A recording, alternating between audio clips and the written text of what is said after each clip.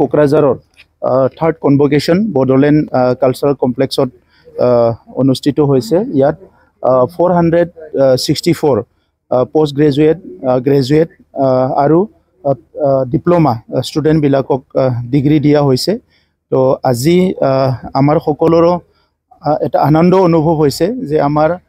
কোকৰাঝাৰত যি CIT দীঘলীয়া এটা সংগ্ৰামৰ পিছত ইয়াত ইস্টাবলিশ কৰা হৈছিল নিৰ্মাণ কৰা হৈছিল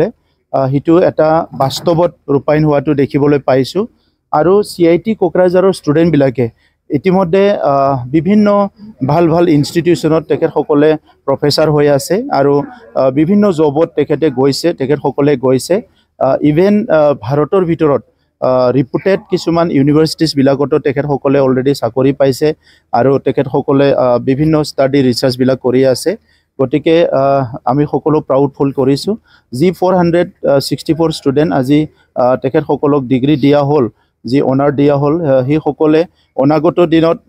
আমাৰ কোকৰাঝাৰ বা বদলেণ্ড অঞ্চলৰ লগতে ভাৰতবৰ্ষৰ কাৰণে কিবা ভাল কাম কৰিব এটা নেতৃত্ব ল'ব পাৰিব হিটো মই আশা কৰিছো আমি শিক্ষাটো সবচে অগ্ৰাধিকাৰ দিছো কাৰণ এটা সিভিলাইজেশন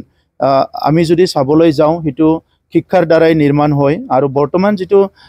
সিভিলাইজেশন আজি কবলৈ গলে সায়েন্স আৰু টেকনলজি এটো সবচে আগত থাকি নেতৃত্ব দিছে এই কাৰণে সেন্ট্ৰাল ইনষ্টিটিউট অফ টেকনলজি তো আমাৰ কাৰণে খুব ইম্পৰ্টেন্ট হয় আমাৰ বডোলেণ্ডত আমি NIT ডিমান্ড কৰিছো আমি সেন্ট্ৰাল ইউনিভাৰ্সিটি ডিমান্ড কৰিছো হি সকল ইনষ্টিটিউট নিৰ্মাণ হোৱালৈকে CIT কোকৰাঝাৰে বিভিন্ন বিষয়ত লিড লৈ আছে আৰু ইতিমধ্যে আমাৰ আলোচনা হৈছে যে ইয়াত নতুন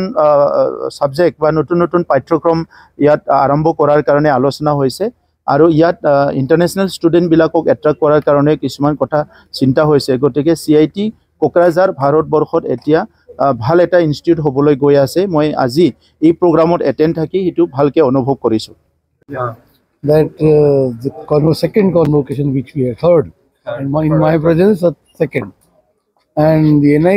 CIT KOKRAJHAR is really doing wonderful now. In last 1 year of this span, the infrastructure projects which we have about to complete now, most of them have been completed.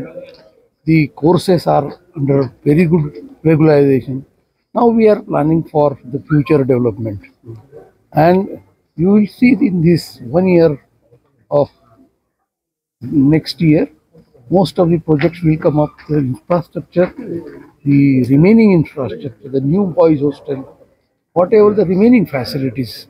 and moreover, I am more interested in the placement of the students,